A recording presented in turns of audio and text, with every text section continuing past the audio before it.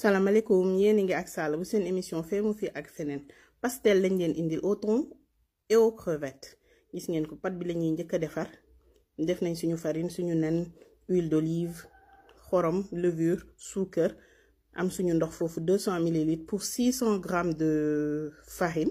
bu ko defee gis nga ko noonu dañuy daal di amalgamer commencé jaxase ko ba pat bi jaxasoo gis nga ko noonu. am nañu suñu pat dañ koy daal teg ci plan de travail pétrir ko dafa soxla ñu pétrir ko tuuti suñ ko pétriree ba noppi def nañ ko bul gis nga nu mu nooyee dañ koy def ci saladier bi wërale ci film pour bañ mu croûter ñu muur ko teg ko bàyyi ko mu noppali ku ñu ñëw defar farce bi gis ngeen ko noonu suñu ingrédients yépp a ngi noonu dañuy daal di teg suñu poêle def ci huile thon bi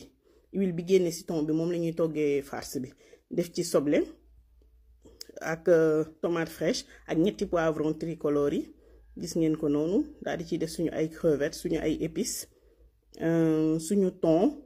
suñu tomate loqati comme ni ngeen koy gisee laal ci tuuti confit kaani du ko yàq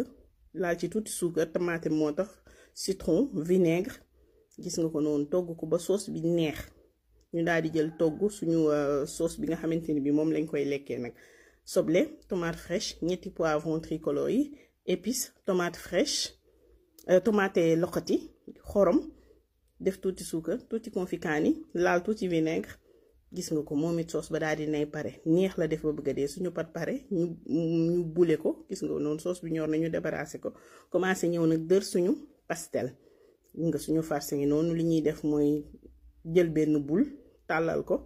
def ci farce bi daal di tëj gis nga ko bu ñu tëjee ba pare nag marqué ko ak fourchette yéen a xam ndax fourchette bi taar moo tax ngeen ko siy def wala pour dëgëral fataaya bi pour bañ pastel bi pour bañ mu ubbeeku kenn ku nekk ak sa gis-gis voilà buñ ko marqué noonu daal di koy teg de côté continuer di def noonu ba épuisement pat léegi pour benn astuce bu ndaw pour ñi nga xamante ni bii bu ñuy dër pastel wala fataaya dafay ubbeeku da ngeen di am ndox boo leen amee ndox boo leen dëree pat bi ba pare ngeen jaarale ndox tout autour daal di ciy def farce bi tëj ndox boobu dafay servir de colle loolu soo leen ko defee ci seen fataaya du ubbeeku ñu daal di teg de côté dër nañu yépp ba mu normal ku amul mënul dër ak sa loxo nga jël machine boobu mais man j'ai préféré le faire à la main gis nga ko noonu ñu daal di saaf bi comme nu ma amee habitude di ko wax mu dal comme ça saaf bu rafet la ñuy am gis ngeen ko suñu ay pastel au thon et aux crevettes pare na neex la def ba bëgg a dee mais nag question damaa bëgg a xam na mooy différence entre pastel ak fataaya sama benn xarit nag boo xamante ni bii moom nee na pastel mooy